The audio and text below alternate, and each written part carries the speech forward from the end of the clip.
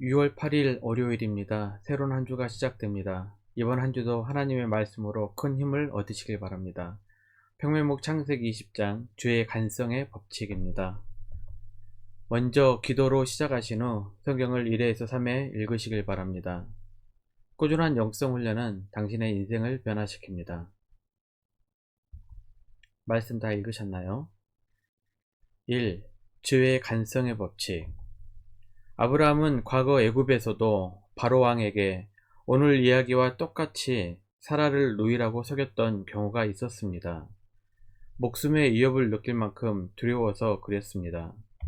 잠언 29장 25절 말씀입니다. 사람을 두려워하면 올무에 걸리게 되거니와 여호와를 의지하는 자는 안전하리라. 사람은 두려울 때 종종 하나님의 존재를 잊고 죄의 올무에 걸리게 됩니다. 그리고 과거의 죄를 반복하게 됩니다. 죄의 간성입니다. 간성이란 물체가 외부로부터 힘을 받지 않을 때 처음의 운동 상태를 계속 유지하려는 성질입니다. 죄란 간성이 있어서 무서운 것입니다. 한 번쯤이야 괜찮겠지 생각하지만 그 한 번이 사람을 계속 반복되는 죄에 빠뜨리게 하는 것입니다. 그래서 죄와 악은 어떤 모습이라도 멀리해야 하고 피해야 할 존재인 것입니다. 데살로니가전서 5장 22절 말씀은 이렇게 말씀하고 있습니다.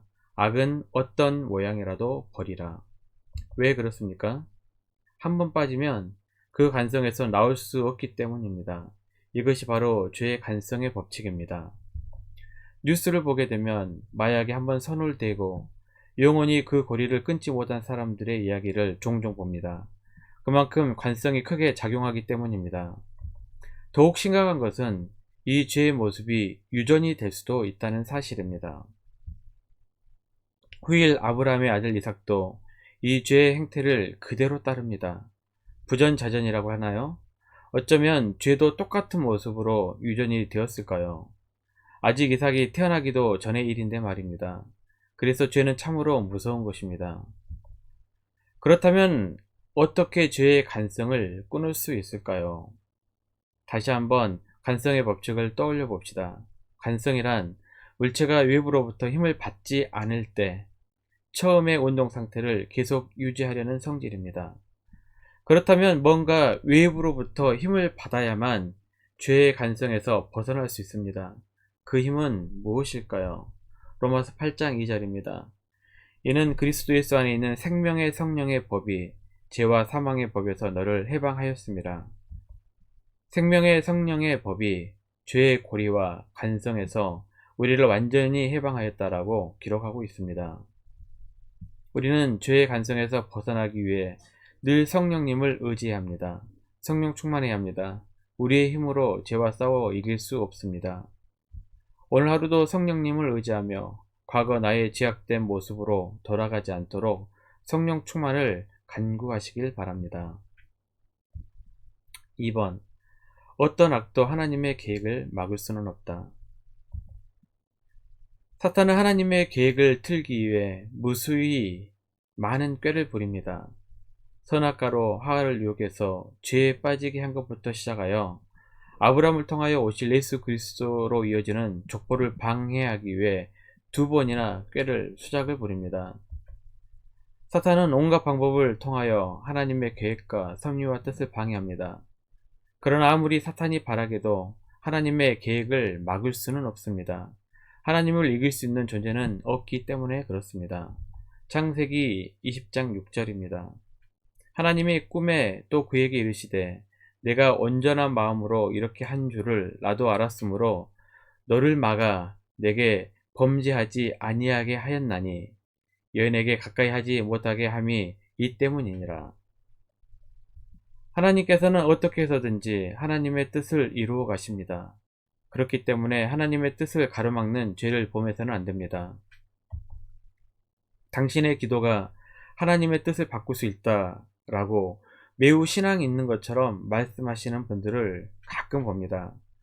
이 말처럼 위험한 말은 없습니다. 멋있는 것 같고 기도의 능력자들이나 하는 말 같기도 하지만 말도 안 되는 말입니다. 무슨 의미인지는 알겠습니다. 열심히 기도하라는 말이지요. 하지만 잘못된 것은 분명히 바로 잡고 가야 합니다.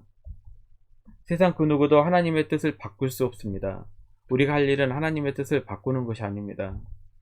하나님의 뜻이 무엇인지 깨닫기 위해 기도하고 분별해야 하는 것입니다. 그리고 그 뜻을 이루는데 귀하게 사용되어져야 할 것입니다. 세 번째, 사람이 아니라 하나님을 두려워하십시오. 창세기 26장 9절에서 10절입니다. 아비멜렉이 아브라함을 불러서 그에게 이르되 내가 어찌하여 우리에게 이렇게 하느냐? 내가 무슨 죄를 내게 범하였기에 내가 나와 내 나라가 큰 죄에 빠질 뻔하게 하였느냐? 내가 합당하지 아니한 일을 내게 행하였도다 하고, 아비멜렉이 또 아브라함에게 이르되 내가 무슨 뜻으로 이렇게 하였느냐? 아브라함의 거짓말로 그라랑 아비멜렉은 하나님께 큰 범죄를 저질 뻔했습니다. 하나님의 막으심으로 다행히 모든 것이 멈추게 됩니다. 하지만 이제는 아브라함이 이방인 왕으로부터 매우 신랄한 추궁을 당할 차례입니다. 왜 거짓말을 해서 나를 이토록 곤란하게 만들었느냐? 라고 추궁하며 따지는 말입니다. 아브라함은 매우 나쁘끄러운 변명을 늘어놓습니다. 뭐라고 변명하죠? 진짜 이복 누이여서 사람들이 물어보면 그렇게 하기로 했다 라고 말합니다. 사실 여부를 떠나서 진짜 중요한 것은 그 사람의 심리입니다. 아브라함의 속마음이죠. 11절입니다. 아브라함이 이르되 이곳에는 하나님을 두려워함이 없으니 내 아내로 말미암아 사람들이 나를 죽일까 생각하였으며, 이 말을 곰곰이 생각해보면, 잘 풀이해보면 하나님을 두려워하지 않는 사람들이기 때문에 나를 죽일 수도 있다는 논리입니다. 두려움 앞에서는 하나님께서 나를 보호해 주실 수 있다는 믿음은 가려져 버립니다. 죄를 짓다 보면 거기에 대해 궁색하고 나쁘끄러운 변명이 나옵니다. 거기다 내면의 생각도 다 까불려집니다.